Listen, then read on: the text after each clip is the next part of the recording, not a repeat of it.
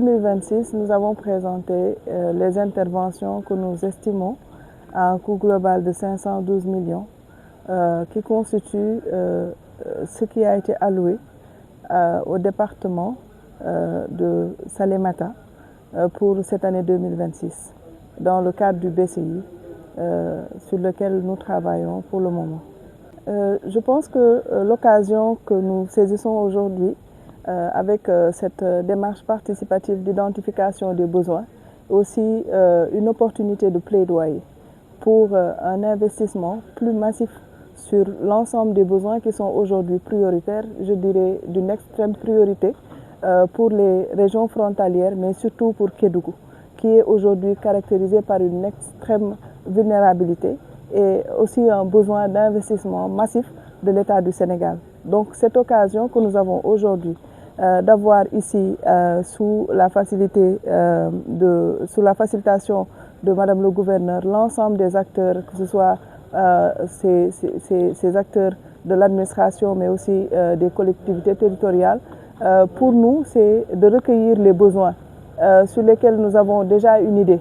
C'est-à-dire qu'aujourd'hui, nous sommes conscients que l'État doit renforcer son investissement dans cette région, mais aussi profiter de l'occasion aussi pour planifier. Parce que qui dit intervention prioritaire dit aussi une bonne planification. Et nous sommes conscients que dans le cadre de la territorialisation des politiques publiques, une planification ne peut augurer des actions pertinentes que si elle est faite à la base. Donc c'est vraiment ce que nous sommes venus rechercher ici, c'est-à-dire une planification participative, mais aussi un plaidoyer, des éléments pour faire un plaidoyer pour que les ressources allouées au PUMA et à d'autres acteurs qui interviennent dans ces territoires-là soient renforcées.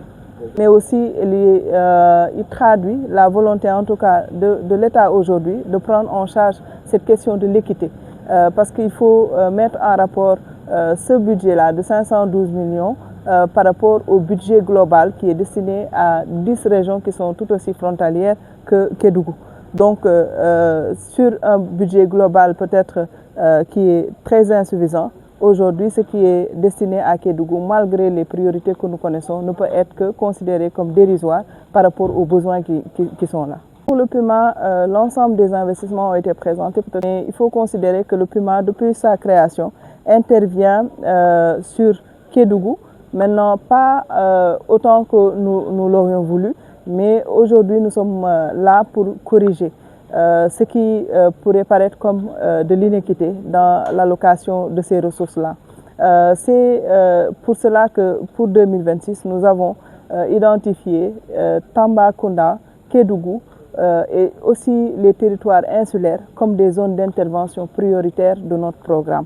C'est pour cela que nous avons dégagé cette enveloppe qui sera destinée à des investissements sur de petits projets, notamment sur l'éducation, la santé, mais aussi sur l'autonomisation des femmes et éventuellement des actions ponctuelles que nous pouvons, selon les urgences, aussi mettre en œuvre sur 2026 en attendant d'avoir plus de ressources. Nous l'avons dit tantôt, le programme PUMA travaille sur déjà le BCI, mais aussi d'autres projets qui sont déjà maturés et sur lesquels peut-être nous aurons l'opportunité de contracter avec des bailleurs pour pouvoir faire des investissements de plus grande envergure.